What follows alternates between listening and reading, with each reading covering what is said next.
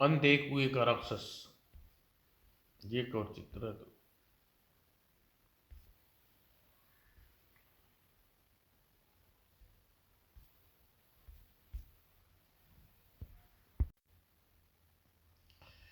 कामाक्षीपुर के राजा जयदेव में यूं तो सभी गुण थे, पर एक दुर्गुण भी था। वह जिद्दी बहुत थे। बात सही हो या गलत, जिद पर अड़ जाते तो अपनी गलत बात को भी सही करा कर करा कर रहते। एक दिन रात्रि के द्वितीय पहर में जब उसकी रानी ऐश्वर्या लक्ष्मी के साथ रंग महल में थे तो कहीं गीदड़ बोलने की आवाज़ सुनाई दी। अरे, यह रात्रि में शेर कहाँ गरज रहा है? महाराज, आपको भ्रम है, यह शेर नहीं गीदड़ की आवाज़ है। महारानी ऐश्वर्य लक्ष्मी की बात सुनकर राजा हिचक कर बोले, महारानी, तुम्हारा अभिप्राय यह है कि हम शेर और गीदड़ की आवाज़ में अंतर नहीं समझते? नहीं नहीं महाराज, ऐसी मैं ऐसी ज़रूरत कैसे कर सकती हूँ? नहीं महारानी, हमारी बात काट कर तुमने ठीक नहीं किया। अब इस बात का फैसला होकर रहेगा। आवाज़ गीदड़ की थी या शेर की? अगर तुम्हारी बात सही निकली तो मैं कामाक्षीपुर से 25 वर्ष के लिए बाहर चला जाऊंगा। अगर मेरी बात सही निकली तो तुम 25 वर्ष के लिए कामाक्षीपुर से अज्ञातवास में रहना पड़ेगा। महाराज, यह आप क्या कह रहे हैं? तुम जानती हो महारानी, हम एक बार जिस बात को मन में बैठ ठान लेते हैं फिर उसे पूरी करके रहते हैं। ओह, यह तो अच्छा नहीं हुआ महाराज। बात सही निकले ही, ही नहीं निकल सकती, क्योंकि वास्तव में गीदड़ ही बोल रहा था। अब क्या होगा? दोनों अवस्थाओं में हार तो मेरी ही होगी।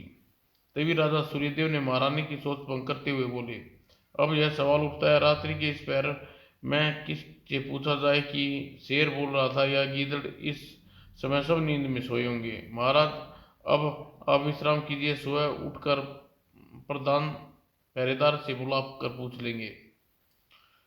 रानी लक्ष्मीबाई बात सुनकर राजा जयदेव तो सो गए, पर लक्ष्मी ऐश्वर्य लक्ष्मी की आंखें नींद से उड़ चुकी थी। वह सारी रात सोचती रही, महाराज हारेंगे तो शर्त हारने के बाद 25 वर्ष के लिए वे कामाक्षीपुर से बाहर अज्ञातवास पर जाना होगा, और राजा अज्ञातवास पर चले गए तो 25 वर्ष तक राज कार्य कौन संभालेगा? मैं मुंह अंधेरे ही उठकर प्रधान पहरेदार शेर सिंह के पास जाऊंगी और उसे समझा दूंगी कि महाराज जयदेव उसे यह पूछें कि रात को गीदड़ बोल रहा था या शेर, तो महाराज से कहे कि रात को शेर बोला था। प्रजा और राज्य की खुशहाली की खातिर मुझे खुशी से अपना त्याग करना होगा। और भोर होने से पहले ही रानी ऐश्वर्य प्रधान पहरेदार के शेर सिंह से मिलने चल दी। शेर सिंह महारानी ऐश्वर्य लक्ष्मी को अपने सम्मुख देख बौखला उठा। महारानी जी, आप यहाँ इस समय? शेर सिंह, हमने तुम्हें अर्धरात्रि के बाद गीदड़ बोलने का स्वर सुना था, जबकि महाराज जिद कर रहे हैं कि वह शेर का था। तुम बताओ, रात को कौन बोला था? प्रधान पहरेदार एक पल सोचा, फिर बोला, महारानी जी, रात को शेर तो नहीं, हाँ गीदड़ जरूर बोला था। लेकिन प्रधान महाराज के सामने तुम यही कहोगे कि रात को शेर बोला था। हम इस कार्य के लिए तुम्हें पुरस्कार देंगे। ध्यान रहे महाराज को इस बात का पता न चले। प्रातः होने पर राजा जयदेव ने प्रधान पहरेदार को अपने कक्ष में बुलाया और पूछा, शेर सिंह, हमें तुमसे एक बात पूछना चाहते हैं। रात को शेर बोला था या गीदड़? सोच समझ कर जवाब दो। महाराज, निसंदेह रात को शेर बोला था। शेर का शेर सिंह का उत्तर सुनकर महाराज महारानी के मुताबिक होकर बोले, सुन लिया महारानी, तुम हार गई। अब तुम 25 वर्ष के लिए अपने अज्ञातवास सुधारने के लिए तैयार हो जाओ। जो आज्ञा महाराज, कल प्रातः ही कामाक्षीपुर से चली जाऊंगी। कहते हुए महारानी का गला रूंध आया और आंखें बरस बरस बरस पड़ी। लेकिन राजा जयदेव को महारानी की आंसुओं पर तरस नहीं आया। जो हमसे बहस करता है उसका यही अंजाम होता है। इतना कहकर राजा कक्ष से चले गए। महाराज के जाने के बाद शेर सिंह, यह लो तुम्हारा पुरस्कार। बस इतना ध्यान रखना कि महाराज को इस बात का पता कभी नहीं चलना चाहिए कि तुमने झूठ बुलवाया था। जो आज्ञा रानी जी। वो शेर सिंह मोरे की थैली लेकर चला गया।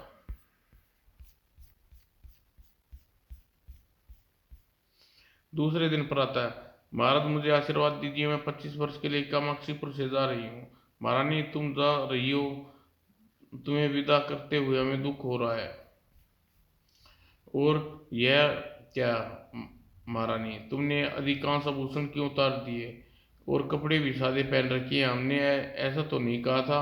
महाराज मैं 25 वर्ष के लिए यह सारा सुख ऐश्वर्य यहीं छोड़कर जा रही हूँ। यदि भगवान ने चाहा तो मेरी किस्मत में हुआ तो 25 वर्ष पश्चात पूर्ण आभूषण और राजसी वस्त्र आपके ही हाथों ग्रहण करूंगी। इतना कहकर महारानी कक्ष से बाहर चली गई। ठहरो महारानी, हम कोचवान से कहकर रथ तैयार करवाते हैं। मैं तुम्हें जहाँ कहोगी तुम छोड़ देगा। नहीं महारानी, मैं पैदल ही जाऊंगी। और महारानी ऐश्वर्या लक्ष्मी राजमहल से निकलकर पैदल ही एक तरफ चल पड़ी। अरे ये महारानी है ऐश्वर्या लक्ष्मी, पता नहीं महारानी कहाँ जा रही है। महारानी जी, आपकी यह दशा क्या बना रखी है?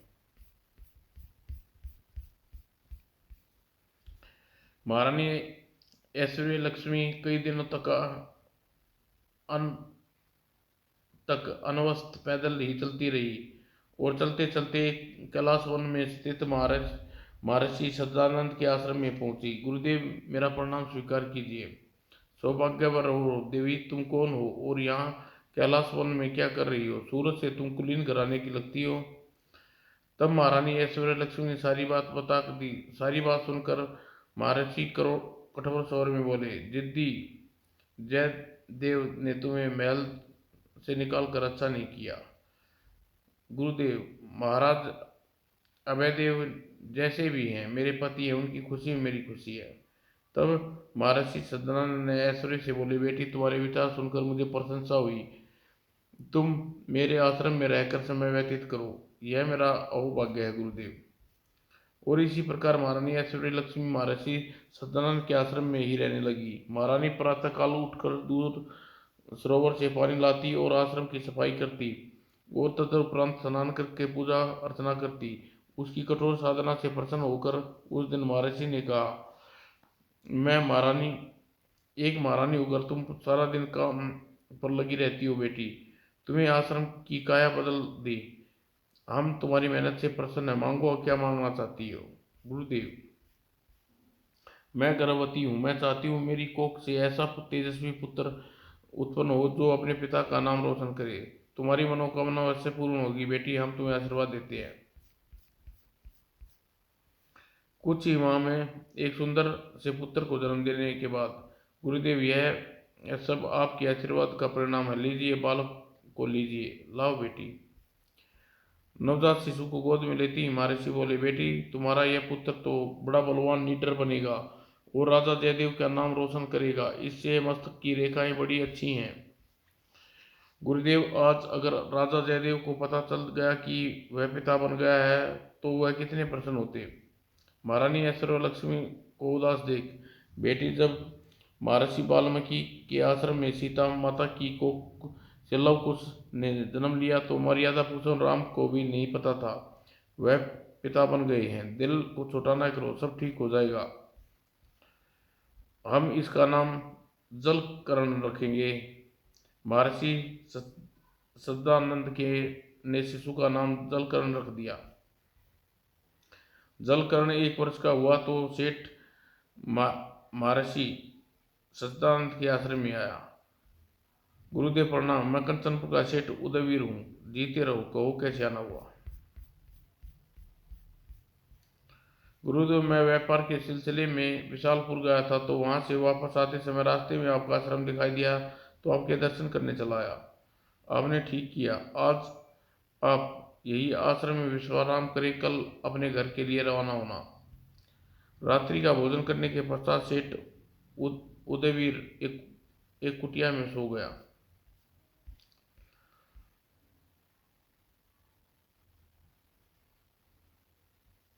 और प्रातः होने पर, गुरुदेव जब मैं आया हूँ यह स्त्री सारा दिन कार्य करते देख रहा हूँ, यह कौन है? बेटा, यह किस्मत की मारी रानी होकर भी इसे कुटिया में रहना पड़ रहा है।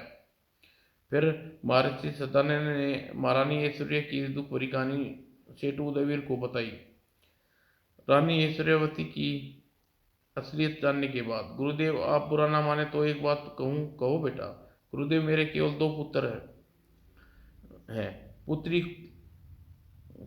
कोई नहीं है। अगर आप आज्ञा दे तो ऐश्वर्या लक्ष्मी को मैं अपनी पुत्री बनाकर साथ ले जाऊं। मेरे बेटों को बहन की कमी बहुत उखलती है। तुम्हारा विचार उत्तम है बेटा। यह जंगल में ऐश्वर्या को उसकी पूरी सुख सुविधा नहीं मिल पाती, वह नाजों में पली हुई है। तुम खुशी से ऐश्वर्या को ले जा सकते हो।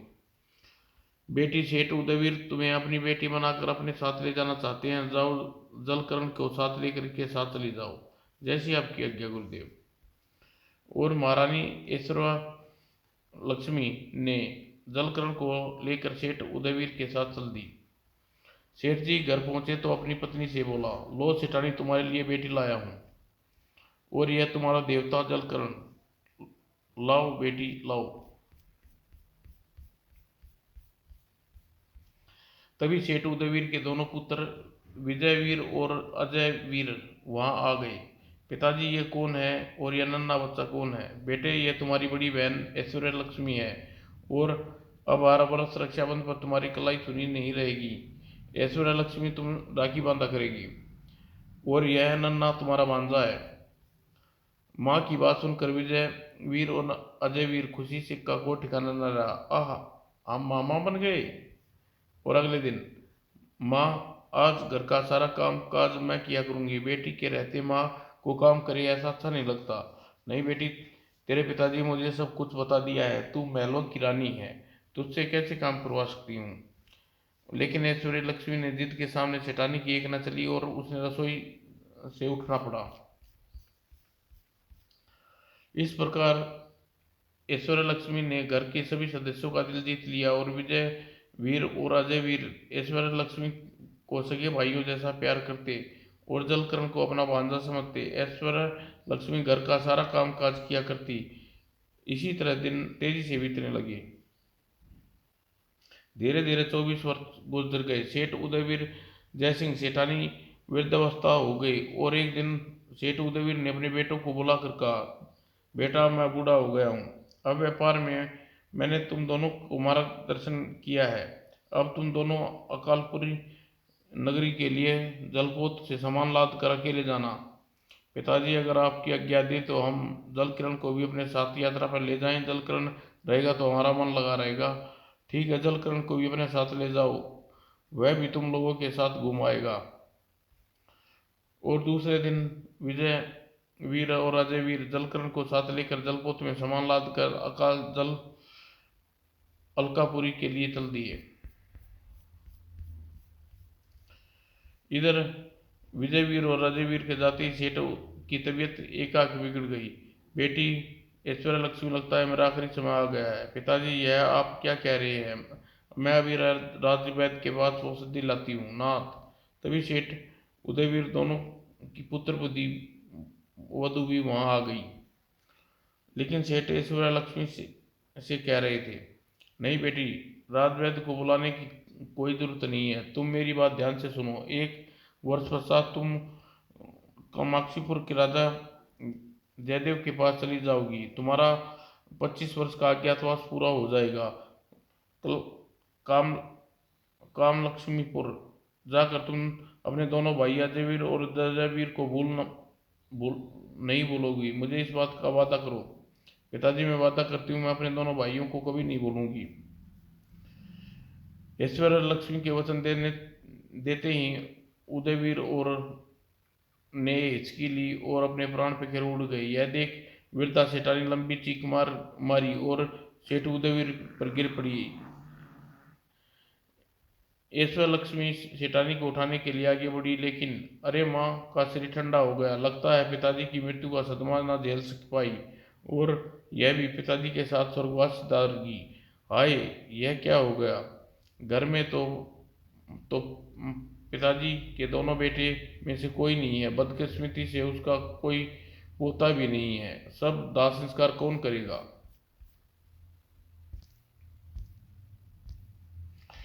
तब ऐश्वर्या लक्ष्मी ने रोते हुए बोली, पिताजी और माँ जी का दाह संस्कार मैं करूंगी, मुझे कभी भी उन्होंने बेटों से कम नहीं समझा, आप करोगी?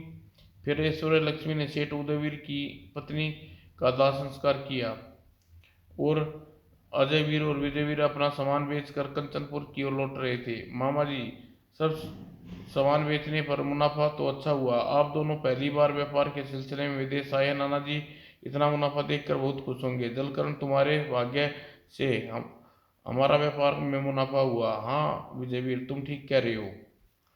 तभी जलकरण बोला, मुझे बहुत प्यास लगी है मामा जी, वो हमारे पोत का पानी खत्म हो चुका है। तभी वो देखो सामने छोटा टापू है, नजर आ रहा है, हो सकता है वहां पानी मिल जाए। फिर जैसे ही जलपोत टापू के निकट पहुंचा, जलकरण तुम बर्तन लेकर टापू पर चले जाओ, जहाँ कहीं भी जल मिले पीने का पी लेना और बर्तन में ले आना। आप चिंता मत कीजिए मामा जी, बस गया रो आया। और फिर जलकरण कलश लेकर जल की खोज में टापू पर चल पड़ा। जल्द ही टापू पर पहुंचकर नजरों से ओझल हो गया। जलकरण टापू पर अभी थोड़ी दूर गया था कि अरे, यह कुएं की मुंडेर पर कौन लड़की खड़ी है? अगर यह कुएं में गिर गई तो? अगले ही पल, वो लड़की कौन हो तुम? मुंडेर पर क्यों खड़ी है? गिर जाओगी। जबकि जलकरण की आवाज सुनकर लड़की चौंक कर जलकरण को देखा और कुएं में छलांग लगा दी। जलकरण चिल्लाकर कुएं की ओर दौड़ पड़ा। जलकरण यह सब देखकर हक्का बक्का रह गया। अरे, लड़की तो स्वयं ही कुएं में कूद गई, यह क्या चक्कर है? जैसे ही वह कुएं के निकट पहुंचा, अरे, कुएं की मुंडेर पर रतन जड़ी जूती शायद उसी लड़की की है। जलकर ने कुएं में झांककर देखा तो पाँव के सिव उसे पानी के सिवाय कुछ न दिखाई दिया। कहीं वह मायावी लड़की तो नहीं थी, जरूर कुआं भी मायावी होगा। थोड़ी देर बाद उसने विचार तंद्रा भंग हुई। ओह, विजय वीर और अजय वीर मामा जी मेरी प्रतीक्षा कर रहे होंगे, मुझे वापस चलना चाहिए। और जलकरण पानी पिए बिना ही रतनजड़ी जूती के साथ वापस लौट पड़ा। जलकरण जलपोत पे पहुंचे। अरे, यह क्या, कलश खाली? जलकरण बेटे, तुम पानी तो पियाए? नहीं मामा जी, पानी का कुआं टापू पर मिला तो था, पर पानी पीने वहां से पानी पिए ही लौट आया। क्यों? तब अजय वीर और विजय वीर ने मायावी लड़की के बारे में बताया और जलकरण बोला, मामा जी, उस लड़की के पांव दाएं पैर की रतन जड़ित अंगूठी कुएं के मुंडेर पर पड़ी रह गई। मैंने जूती उठाकर अपने साथ ले आया। रतन जड़ित जूती जरा दिखाना तो।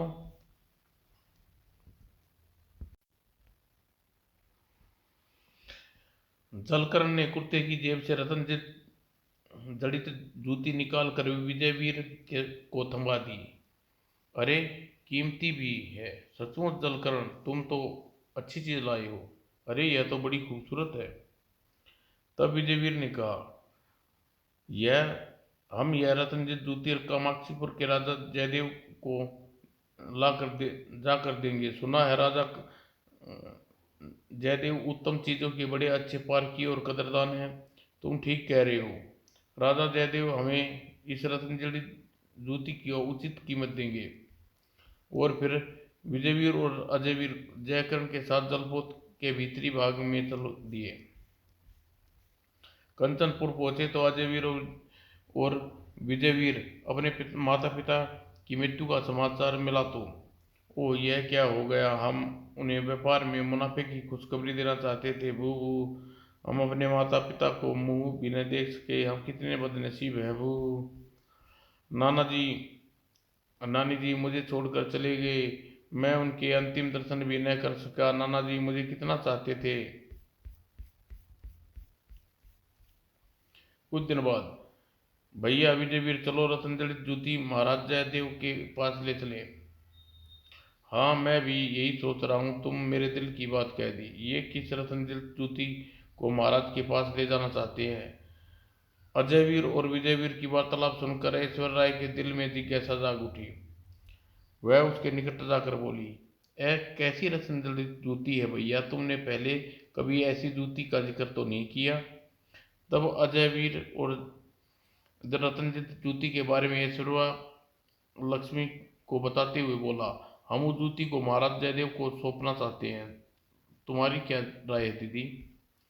मुझे कोई आपत्ति नहीं है भैया, पर मेरा एक अनुरोध है, महाराज को मेरे बारे में कुछ न बताना। 25 वर्ष पूरे होने पर मैं स्वयं वहाँ चली जाऊंगी। ठीक है, जैसी तुम्हारी इच्छा दीदी। ठीक उसी समय वहाँ आ रहा था जलकरण अपनी माँ ऐश्वर्या के शब्द मन ही मन चौंक उठा। वो माता जी, मामा जी से महाराज को अपने बारे में बताने से क्यों रोक रही है? और जब अजयवीर जयवीर चले गए तो जलकरण ने अपनी माँ ऐश्वर्या लक्ष्मी से पूछा, महाराजा जयदेव को आपको कौन से 25 वर्ष का चक्कर क्या है? ओह, जलकरण शायद मेरी बात सुन ली। अब इसे सब कुछ छुपाना उचित न हुआ। तब ऐश्वर्या लक्ष्मी जलकरण से बोली, बेटा, राजा जयदेव तुम्हारे पिता हैं। मैं यह रहस्य तुमसे 25 वर्ष तक छुपाए रही। अब तुम समझदार हो गए, इसलिए तुम्हें बता रही हूँ। क्या राजा जयदेव मेरे पिता हैं? फिर तो मामा जी के साथ के यहाँ क्यों रह रही हैं? फिर ऐश्वर्या लक्ष्मी ने 25 वर्ष पहले की घटना के बारे में जय जलकरण को बताया और बोली, इस प्रकार बेटा, तुम्हारे पिता झूठी जिद की वजह से अज्ञातवास काट रही हूँ। ओ माँ, पिताजी झूठी जिद का मान रखने के लिए तुमने 25 वर्ष इतने दुख सहे। मैं पिताजी को सबक सिखा कर रहूंगा। उधर जयवीर और उस रतन जड़ित जूती को लेकर कामाक्षी के राजा जयदेव के दरबार में पहुंचे। महाराज की जय हो, मैं आपकी सेवा में एक अद्भुत भेंट लेकर हाजिर हुआ हूँ। महाराज, पेश की जाए।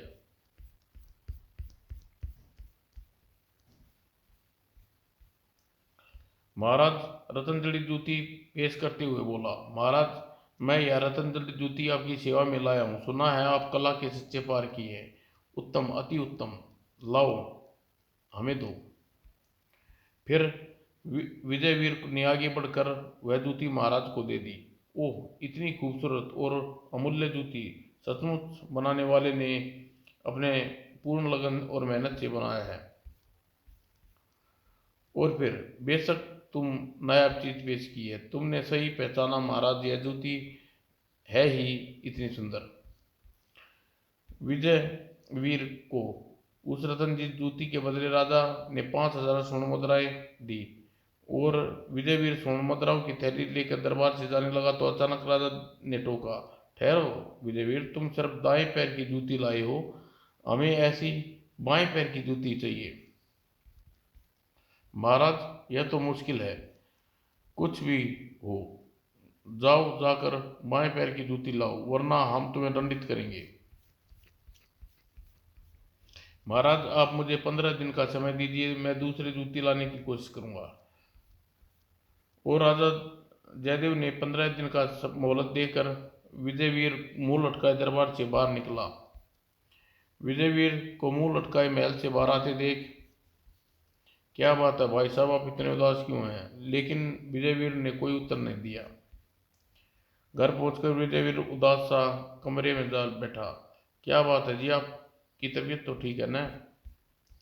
तभी उदयवीर और लक्ष्मी ने जलकरण विजयवीर के कमरे में बुलाया। क्या बात है भैया, तुम उदास क्यों हो? तुम्हें मेरी कसम, सच सच बताओ। क्या बताऊं बहन, बड़ी मुसीबत में फंस गया हूँ। फिर विजयवीर ने सारा विस्तार कह सुनाया। सारी बात सुनकर जलकिरण हंसते हुए बोला, ओ मामा जी, आप बेकार में उदास हो रहे हैं। राजा जयदेव ने जाकर कहिए कि हम मोची नहीं हैं जो उन्हें जूतियां देते ला कर देते रहे।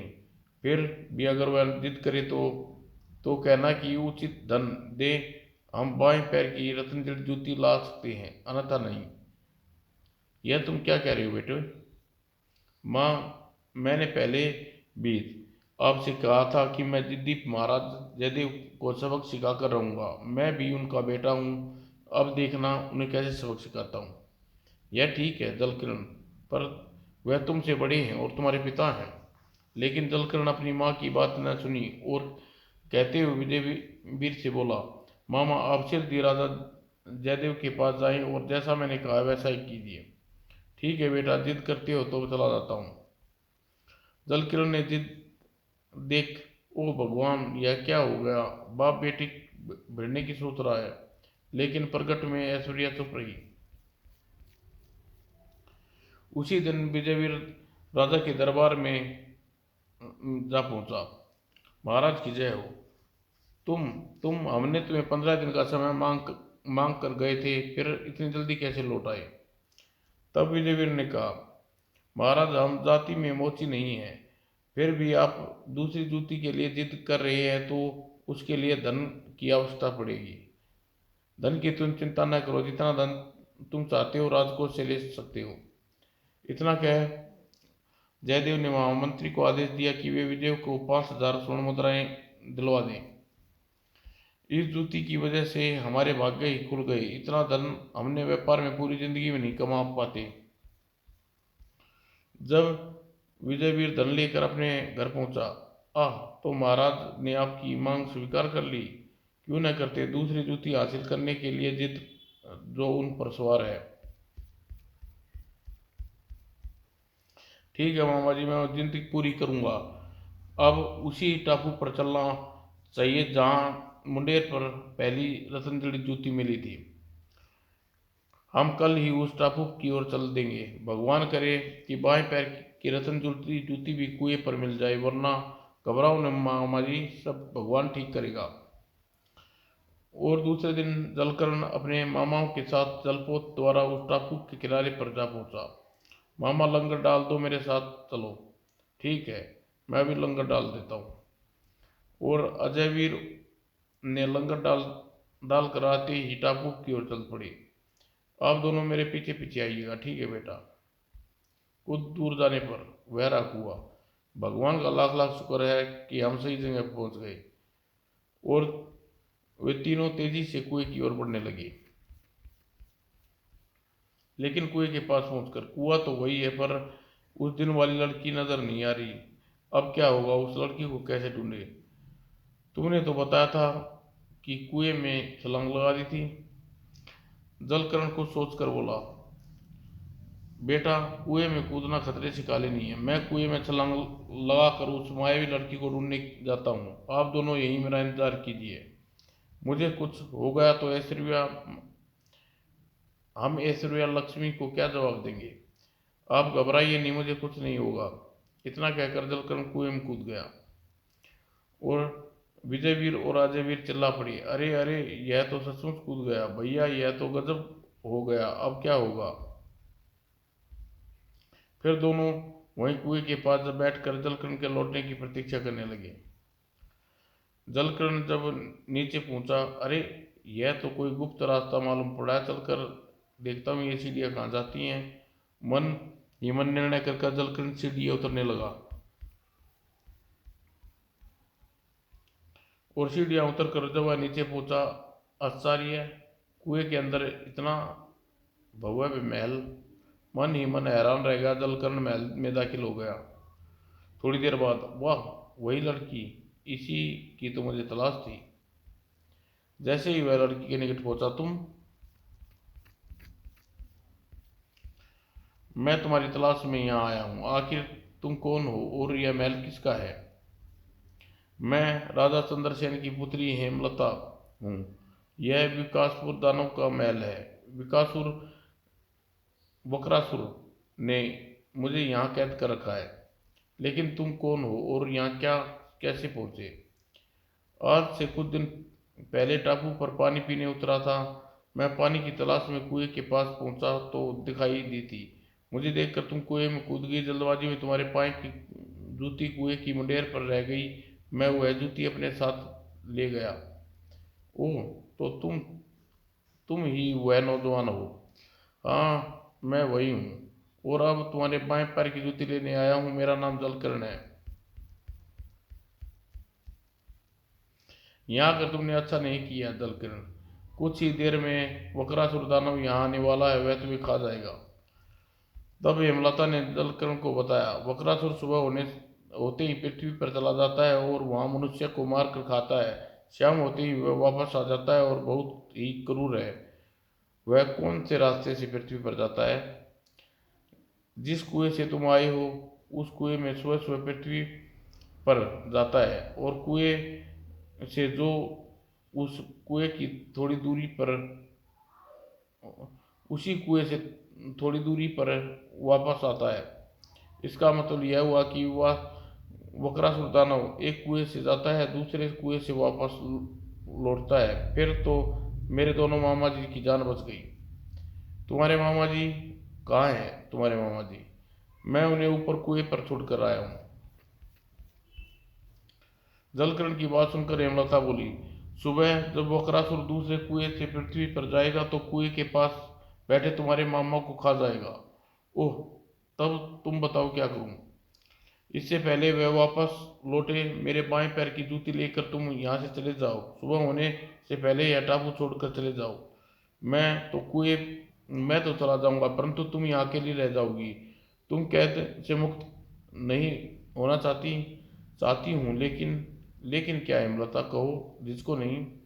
जलकिरण ने उकसाने पर हेमलता झिझकती हुई बोली, मुझे बकरासुर की मृत्यु से पहले यहाँ से मुक्ति नहीं मिल सकती, तो फिर आज ही बकरासुर की कैद से मुक्ति करा के ले जाऊंगा।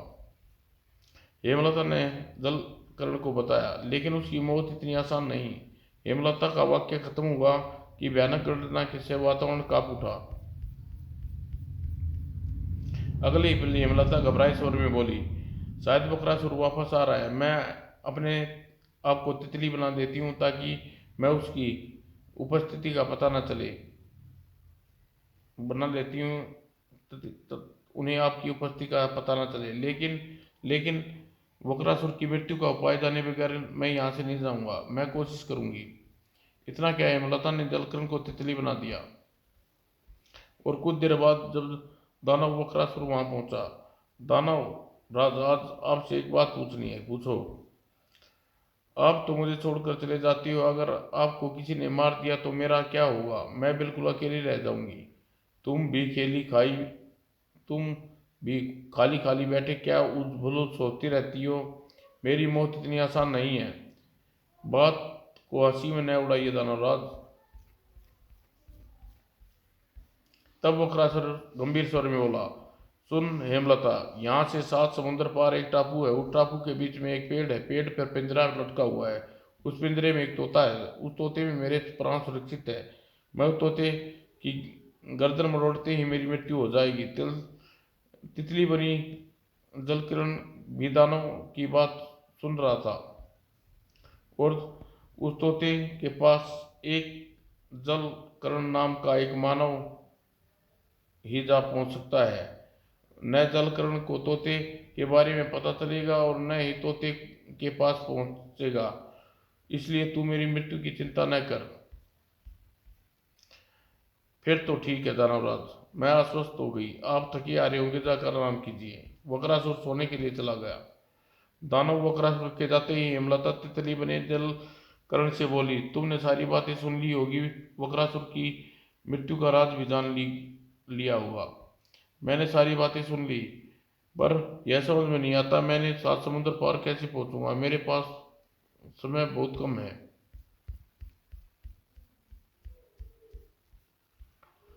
7 समुद्र पार करने की चिंता न करो। तुम्हें एक जादुई अंगूठी देती हूँ, उसे पहनकर तुम उड़कर 7 समुद्र को मिनटों में पार कर जाओगे। अब तुम्हारा मेरा हाथ पकड़ लो जलकिरण, तुम्हें कुएं की मुंडेर तक पहुंचा देती हूँ, ठीक है? और जलकिरण को तुरंत हेमलता का हाथ थाम लिया।